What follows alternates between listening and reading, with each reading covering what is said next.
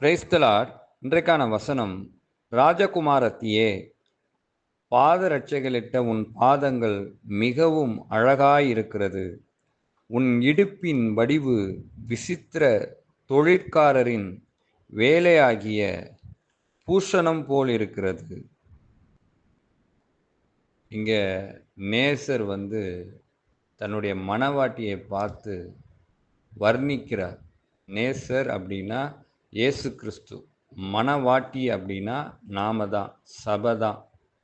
சபையை தான் அப்படி வர்ணிக்கிறாரு, அப்படி புகழ்றாரு. என்ன சொல்றாரு? இளவரசியே, பாதரட்சைகளிட்ட உன் பாதம் அவ்வளோ அழகா இருக்குது. நமக்கு புரிகிற மாதிரி சொல்லணும்னா, செருப்பு போட்டிருக்கவும் கால் அவ்வளோ அழகா இருக்கு, ஏன்னா நீ செருப்பை போட்டிருக்கிற அப்படின்னு சொல்றாரு. அதே மாதிரி இன்னொரு இடத்துல என்ன சொல்றாரு? உன்னுடைய இடுப்பு வடிவு அப்படி ஒரு வேலைப்பாடா இருக்கு, அவ்வளோ ஒரு பூரணமா இருக்கு, அவ்வளோ ஒரு நேர்த்தியா இருக்கு அப்படின்னு சொல்றாரு. நல்லா புரிஞ்சுக்கணும். சபையை குறித்து சொல்றாரு, மணவாட்டியாகிய நம்மை குறித்து சொல்றாரு. அது கட்டடமாகிய சபையும் குறிக்கும், நம்மையும் குறிக்கும். இதை தப்பா புரிஞ்சுக்க கூடாது. ஆவிக்குரிய விதத்தில் ஆண்டவர் பேசுறாரு. என்ன அப்படி செருப்பு போட்ட கால் என்ன, பாதரட்சை அணிந்த கால் என்ன அப்படின்னா, சமாதானத்திற்குரிய சுவிசேஷம் ஆயத்தம் என்கிற பாதரட்சை, சமாதானத்தின் சுவிசேஷத்திற்குரிய ஆயத்தம் என்னும் பாதரட்சையை அணிந்திருக்கிற உன் கால்கள் மிகவும் அழகாயிருக்கு இளவரசியே அப்படின்னு ஏசப்பா சொல்றாங்க. எந்த சபைக்கு சொல்றாங்கன்னா, எந்த சபை அந்த சமாதானம் என்கிற ஆயத்தம் உள்ள காலணிகளை அணிந்திருக்கிறதோ அந்த சபையை பார்த்து சொல்றாரு, உன்னுடைய கால்கள் என்னவா இருக்குது, மிகவும் அழகா இருக்கு அப்படின்னு சொல்றாரு. சமாதானத்தின் சுவிசேஷம் என்ன? யாரு? அவர்தான் இயேசு. இயேசுவை பற்றின சுவிசேஷம், இயேசுவுக்காக ஆயத்தப்படுகிற அந்த நிலை, அதுதான் ஆயத்தம். முதல்ல நம்மளிடத்துல இருக்கணும். எதுக்கு? சமாதானத்தின் சுவிசேஷத்தை அறிவிக்கிறதற்கு. அந்த ஆயத்தம் உள்ள சபையை பார்த்து தான் சொல்றாரு, உன்னுடைய கால்கள் மிகவும் அழகா இருக்கு அப்படின்னு சொல்றாரு. ஆயத்தம் நம்மளிடத்துல இருக்கணும். சுவிசேஷம் அறிவிக்க ஆயத்தம் நம்மளிடத்துல இருக்கணும். சமாதானத்தின் சுவிசேஷத்தை அறிவிக்கிற ஆயத்தம் நம்மளிடத்துல இருக்கணும். சமாதானமாகிய இயேசு கிறிஸ்துவை அறிவிக்கிற ஆயத்தம் நம்மளிடத்துல இருக்கணும். இருக்குதா? ஆயத்தப்பட்டிருக்கிறோமா? இல்லை ஆயத்தப்பட்டு கொண்டு இருக்கிறோமா? எந்த நிலையில இருக்கோம்? இல்லை கை முடக்கி கொண்டு உறங்கி கொண்டு இருக்கிறோமா? இன்னும் கொஞ்சம் உறங்கட்டும், இன்னும் கொஞ்சம் உறங்கட்டும், இன்னும் கொஞ்சம் கை முடக்கி கொண்டு உறங்கட்டும்னு சொல்லி உறங்கி கொண்டு இருக்கிறோமா? இல்லை ஆயத்தப்பட்டு கொண்டு இருக்கிறோமா? எந்த நிலையில் இருக்கிறோம்? முதலாவது நம்மை நாமே தற்பரிசோதனை செய்து பார்க்கணும். நம்மளுடைய இந்த ஆவிக்குரிய வாழ்க்கையில் எப்படி வாழ்ந்து கொண்டு இருக்கிறோம், அனிதினமும் எப்படி வாழ்கிறோம்? ஏசப்பாவுக்கு பிடித்தது போல ஏசப்பாவை அறிவிக்கிறதற்கு ஆயத்தப்படுகிறது போல நம்முடைய வாழ்க்கையில் நாம் எதை சேர்த்து கொண்டு இருக்கிறோம், எதை தியானித்து கொண்டு இருக்கிறோம், எதை பார்த்து கொண்டு இருக்கிறோம், எதை கேட்டு கொண்டு இருக்கிறோம், எதை வாசித்து கொண்டு இருக்கிறோம்? நம்ம யோசிச்சு பார்த்துருக்குறோமா? ஆயத்தம் நம்ம இடத்துல இருக்குதா? நமக்கு ஒரு நிறைவு இருக்குதா? நம்மளிடத்துல ஒரு நம்பிக்கை இருக்கிறதா? நான் ஆயத்தப்பட்டுக்கிட்டு இருக்கிறேன், அனிதினமும் நான் ஆயத்தப்பட்டுக்கிட்டு இருக்கேன், ஆண்டவருடைய அந்த சமாதானம்ங்கிற சுவிசேஷத்தை அறிவிக்கிறதற்கு, மற்றவர்கள் அறிவிக்கிறதற்கு நான் ஆயத்தப்பட்டுக்கிட்டு இருக்கேன். அந்த ஆயத்தம் நம்ம இடத்துல இருக்குதா? நம்முடைய ஆழ் மனசுக்கு அது தெரியுதா? ஆவியானவர் உணர்த்துகிறாரா? மகனே, மகளே, நீ தயாராகி கொண்டிருக்கிற. நீ ஒவ்வொரு நாளும் ஆயத்தப்பட்டு கொண்டிருக்கிற. நீ என்ன பண்ண போற? சுவிசேஷத்த அறிவிக்க போற. நீ போப்பா, நீ போய் சுவிசேஷத்த அறிவி அப்படின்னு ஆவியானவர் உணர்த்தி கொண்டிருக்கிறாரா? இல்ல. உள்ள ஆவியானவர் இப்படி உணர்த்துறாரா? நீ இன்னும் ஆயத்தப்படாமயே இருக்கிறியே. இன்னும் தூங்கி வழிந்து கொண்டே இருக்கிறியே.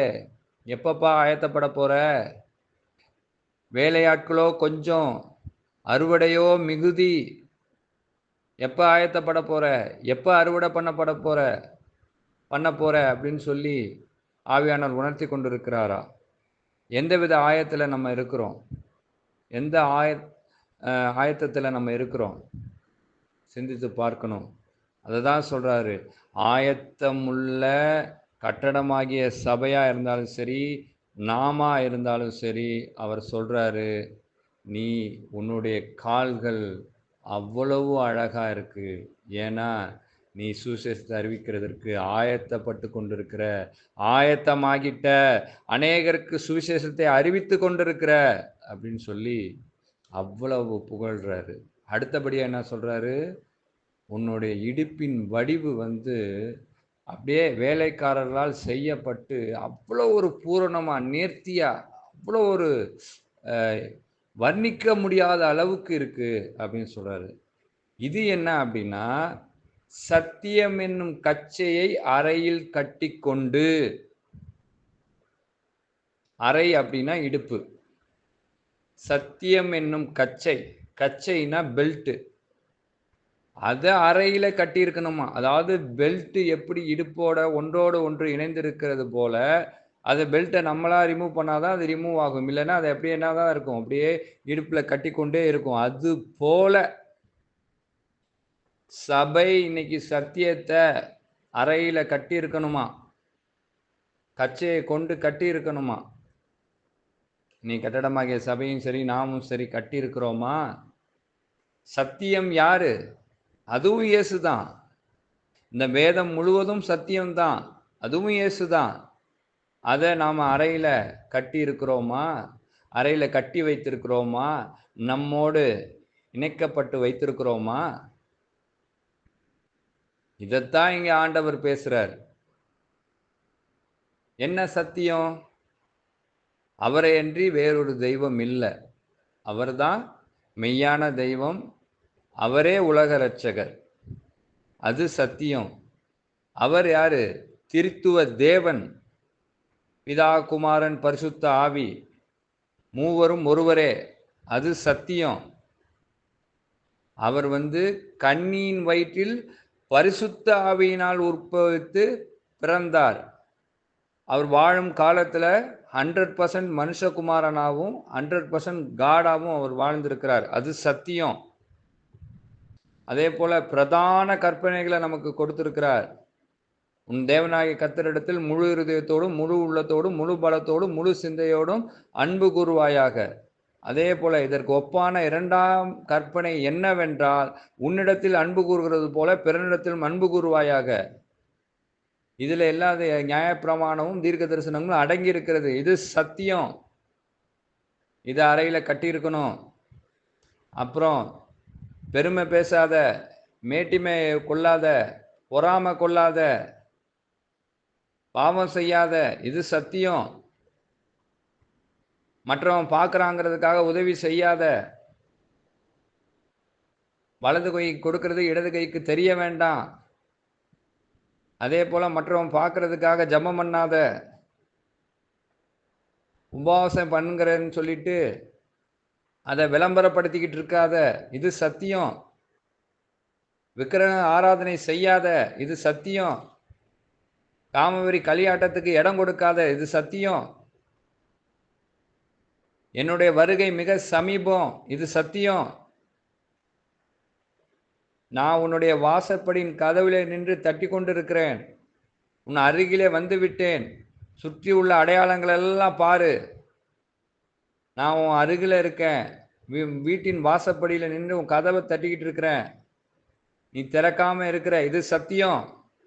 எவ்வளோ வேதத்தின் சத்தியத்தை ஆண்டவர் சொல்லி கொடுத்திருக்கிறார். அதை நம்ம என்ன பண்ணணுமா? அறையில கட்டி இருக்கணுமா. அதைத்தான் இங்க சொல்றாரு. நேசராகிய இயேசு கிறிஸ்து மணவாட்டியை பார்த்து சொல்றாரு, எப்பா, பாதரட்சைகள் அணிந்த உன் காலு எவ்வளோ அழகா இருக்குப்பா. அதே போல இந்த சத்தியம் என்னும் கச்சையை உன் இடுப்புல நீ அணிந்திருக்கிறது எவ்வளவு நேர்த்தியா, எவ்வளவு ஒரு அருமையா இருக்குது. அவ்வளவு அருமையா, நேர்த்தியா, கலைநயத்தோட இருக்குதேப்பா அப்படின்னு சொல்லி சபையாகிய நம்ம பார்த்து ஆண்டவர் அவ்வளவு ஆனந்தப்படுறாரு, பூரிப்படைகிறாரு, புகழ்றாரு. இந்த புகழ்ச்சிக்கு நாம தகுதி உள்ளவர்களாகிட்டோமா? தகுதி உள்ளவர்கள் தானா? அதுதான் இந்த வசனம் நமக்கு சுட்டி காட்டுற விஷயம். இந்த 2 விஷயம் நம்ம வாழ்க்கையில இருக்குதா? சமாதானத்தின் சுவிசேஷத்திற்குரிய பாதரட்சை, ஆயத்தம் என்னும் பாதரட்சை நம்ம வாழ்க்கையில இருக்குதா? அதே போல சத்தியம் என்னும் கச்சையை அறையில் கட்டினவர்களாய் இருக்கிறோமா? அதுதான் ஆண்டவர் நமக்கு சொல்ற விஷயம். காதுள்ளவர்கள் கேட்க கடவர்கள். ஆமென்.